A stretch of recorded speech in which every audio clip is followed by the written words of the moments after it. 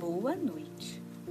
E bem-vindo ao Noite em Forks, o podcast para quem nunca superou a saga Crepúsculo.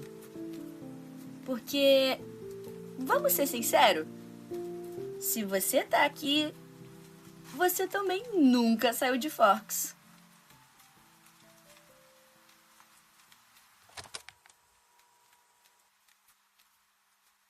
Antes de começar esse episódio, se você está ouvindo pelo Spotify, dá uma avaliada no nosso podcast. E se quiser, deixe o seu comentário. Se você estiver ouvindo pelo YouTube, não esquece de deixar o like no vídeo e se inscrever no canal. Ah, não esquece de me seguir nas redes sociais. É @noiteinforks em todas elas. Vamos para o episódio de hoje?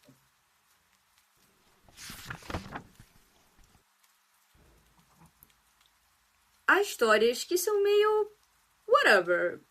Tipo, você assiste, gosta e segue a vida.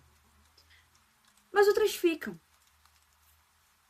Elas atravessam anos, viram referência e ganham espaço na internet e nas lembranças. E com Crepúsculo foi exatamente assim. E por mais que muita coisa tenha mudado desde o auge dos filmes, tem algo que continua igual.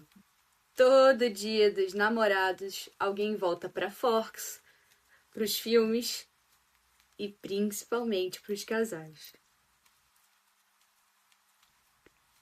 Porque, independente dos memes ou de Team Edward ou Team Jacob, a verdade é que essa saga entendeu muito bem como transformar romance em uma experiência quase viciante. Os sentimentos ali sempre pareciam avassaladores demais. E por lá, a gente nunca teve romances tranquilos. Nada ali era pequeno. Amar alguém naquele universo quase sempre significava abrir mão de alguma coisa. Seja da própria segurança, da normalidade e, às vezes, até da própria humanidade.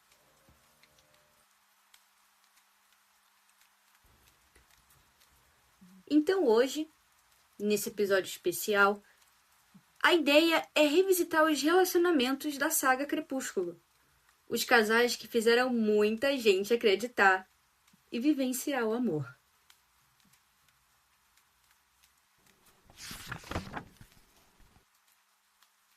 O primeiro encontro entre Bella e Edward não parece o começo de um romance e eu já trouxe isso aqui pra cá, se eu não me engano, no episódio anterior. Ele age como se a presença dela colocasse tudo em risco. E ela percebe que tem algo errado e continua se aproximando. A partir daí, aquele estranhamento inicial rapidamente vira atração. Tudo acontece rápido e parece definitivo. A relação dos dois funciona na base da urgência. O Edward observa Bella como alguém que passou décadas sem encontrar nada realmente importante. E ela o encara como se estivesse vendo o mundo pela primeira vez. Tem exagero nisso? Cara, por mais meu ar de shipper que eu seja, e eu inclusive falei isso aqui no último episódio, tem muito exagero. Mas também tem muita entrega. O relacionamento deles vive entre extremos. Proteção e sufoco, desejo e medo, proximidade e afastamento. Quando Edward vai embora em lua nova, a Bella praticamente perde o chão. E ali a gente entende que aquele romance não era só uma paixão adolescente. Era dependência emocional, devoção, era necessidade. Mas, independente dos exageros, das decisões impossíveis e de toda a intensidade que cerca os dois, O relacionamento de Bella e Edward também tinha algo muito envolvente. Era um amor irresistível, daqueles que consomem completamente quem tá vivendo. E até quem tá assistindo, né, gente? Até hoje, eu não superei os dois. E olha que a gente tá em 2026. Eu confesso que eles me fazem acreditar que ainda existe amor.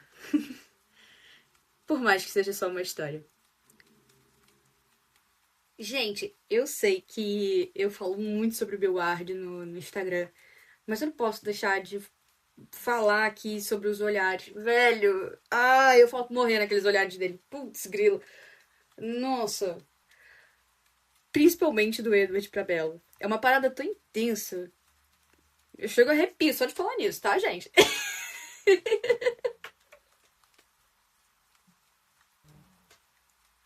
E, cara, não só isso. Se a gente pensar, foi uma renúncia muito grande. Muita gente fala assim, porque a Bella só trouxe. Porque a Bella só trouxe confusão pros Cullen. Velho, o Edward passou por tudo aquilo por ela, saca? E principalmente a Bella. Ela passou por muita coisa difícil, sabe? Cara, ela foi perseguida por um vampiro logo no primeiro filme, no primeiro livro também. Quase foi transformada logo no início. Tudo bem que era o que ela queria, né? Mas, pô, pelo James é sacanagem. Ela foi jogada na parede enquanto o Jasper quase tentava caçar ela. Ela acabou entrando numa depressão profunda quando o Edward foi embora. Em Eclipse, um exército de vampiros recém-criados, recém-nascidos foram atrás dela. Em Amanhecer, quando a bichinha finalmente achou que ela fosse ter um momento de tranquilidade na vida dele. Ai, meu Deus. Aí vem a Renée Smith. Velho, aí como se já não bastasse, ela teve um parto super complicado, quase morreu, finalmente foi transformada em vampira, que ela queria demais. Só que aí vem uma enviada do Satanás e fala pros Volturi, que é praticamente ali o RH de Crepúsculo, que eles infringiram uma lei ali do mundo dos vampiros ali de Crepúsculo. Velho, e aí como se já não bastasse tudo isso, eles têm que entrar numa batalha com os Volturi ali, e aí convocar clã do mundo inteiro. O pessoal, tinha gente ajudando muito a contragosto, tinha gente que nem queria ajudar. Cara, a bichinha sofreu do início até o final. Mas enfim, pra finalizar esse bloco, como eu falo lá no Instagram, apesar de tudo, meu ar de supremacia.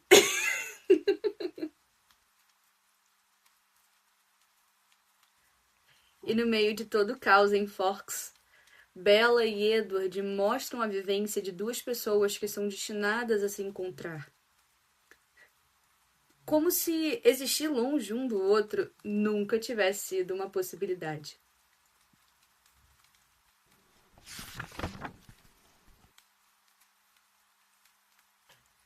Enquanto boa parte dos casais da história vivem relações cheias de emoções turbulentas, Carlyle e Esme parecem existir em outra frequência. Entre eles, não tem aquela necessidade de provar o amor o tempo todo e também não existem disputas afetivas gigantescas. É um amor seguro. Acho que daqueles que todo mundo quer ter. Carlyle transmite calma mesmo nas situações mais absurdas. Já Esme transforma qualquer ambiente em acolhimento.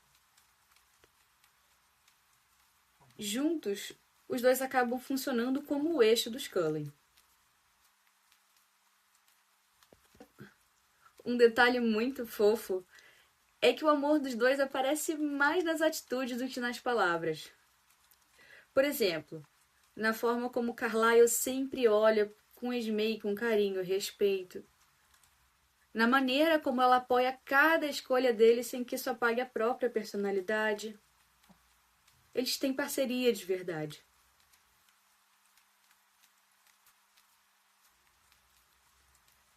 A história da Esmei também muda completamente a forma como a gente enxerga esse casal. Porque antes de encontrar o Carlyle, ela passou por muita coisa.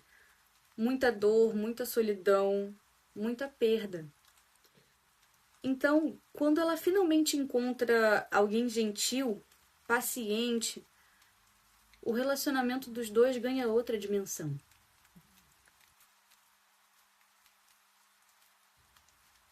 Não é só romance, é reconstrução também. Carlyle e Esmei representam um amor que não machuca para parecer intenso.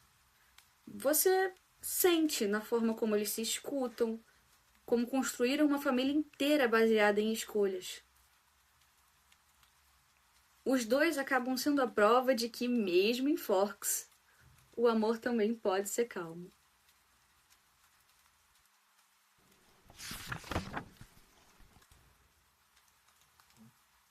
Alguns casais não precisam de grandes declarações para convencer o público de que existe amor ali. Alice e Jasper conseguem isso quase que sem esforço. Basta um olhar. Os dois têm uma conexão muito silenciosa, quase intuitiva. Alice é leve e espontânea. Ela entra nos ambientes como se carregasse uma luz junto dela. Já o Jasper transmite contenção o tempo inteiro. Existe uma melancolia constante nele, como alguém que nunca esqueceu completamente tudo o que viveu antes. Diferente de muitos personagens da saga, ele carrega culpa. Jasper já participou de guerras, conviveu com violências durante décadas e sofre mais do que os outros tentando controlar os próprios instintos. Isso aparece principalmente em Lua Nova, na festa da Bella, quando ele perde o controle. E isso acaba fazendo com que a gente enxergue ele de uma outra forma. E em Eclipse, a gente acaba sabendo bem mais do passado dele e entende o porquê ele é assim. Jasper não tá só tentando se adaptar. Ele vive uma luta constante contra si mesmo. E é exatamente aqui que a Alice se torna muito importante. Porque ela nunca olha para ele como alguém quebrado. Alice entende as dificuldades dele sem transformar isso na única característica da personalidade do Jasper. A Alice não tenta salvar o Jasper ou mudar ele. Ela escolhe ficar ao lado dele enquanto ele tenta ser melhor. Ela conhece o Jasper de um jeito que ninguém mais conhece. Percebe quando ele está desconfortável antes mesmo que ele diga qualquer coisa. E isso a gente percebe logo no primeiro capítulo do Sol da Meia-Noite. Eles estão sentados no refeitório e ela percebe que o Jasper está muito desconfortável. Então, mentalmente, ela pergunta para o Edward se tem alguma chance dele se descontrolar. Ali a gente já percebe o cuidado da Alice com ele. Com o Jasper, no caso. E Jasper, por outro lado, sempre trata a Alice com muita delicadeza. Tem uma cena logo no primeiro filme, em Crepúsculo, quando eles fazem uma excursão com a turma, a gente pode ver rapidamente ele entregando uma florzinha para Alice. Os dois passam uma sensação de harmonia entre si. Alice é uma das poucas, se não a única personagem que realmente consegue trazer leveza para o Jasper sem diminuir a dor dele. Ela não ignora o passado dele. Só mostra que ele pode existir além do que aconteceu. Eles representam uma conexão tranquila que é menos baseada em obsessão e mais baseada em compreensão. E no meio de todo o drama de Forks, Alice e Jasper representam uma conexão construída em compreensão, cuidado e parceria.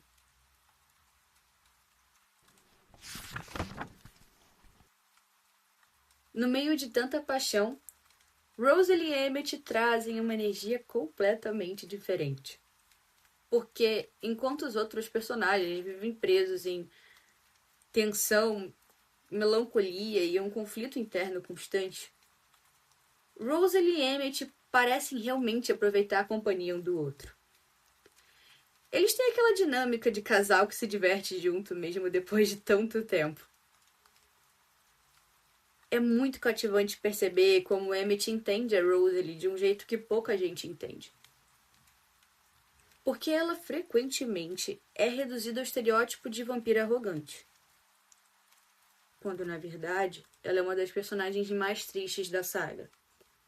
E isso a gente também vê em Eclipse. Rosalie queria envelhecer, ter filhos. Ela queria uma vida humana comum.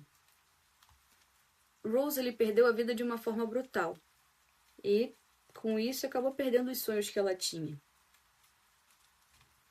A real é que ela nunca conseguiu superar completamente tudo que foi tirado dela.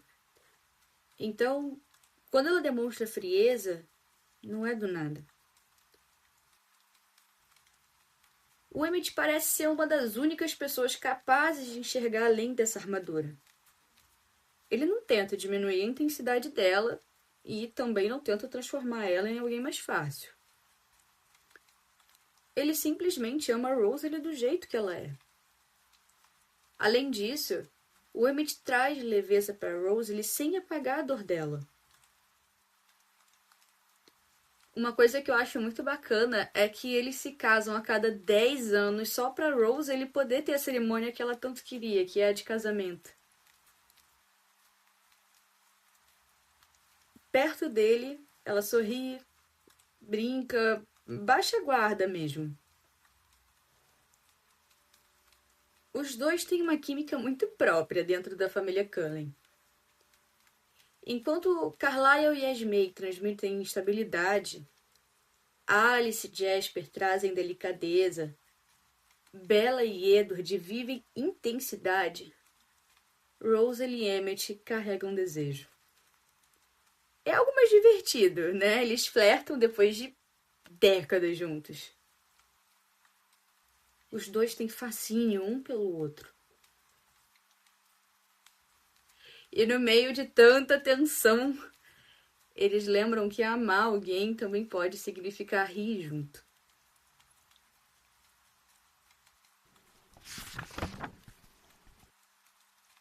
E no meio de tantos amores peculiares, a gente tem um casal diferente e mais próximo da realidade.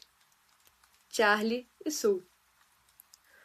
Eles não têm grandes cenas românticas e também não têm dramas gigantescos. Mas tem leveza ali.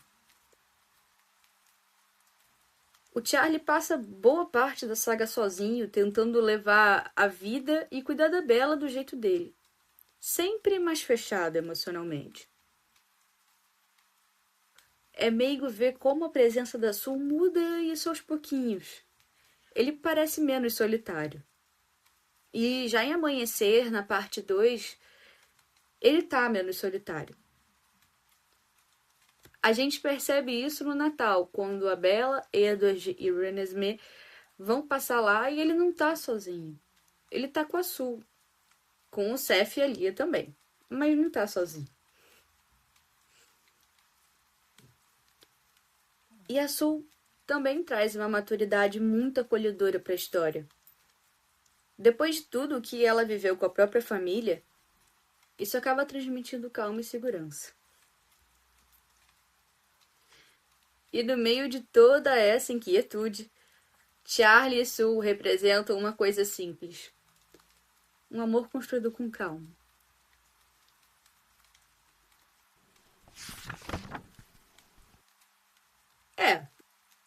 Os romances da saga nunca tentaram ser discretos.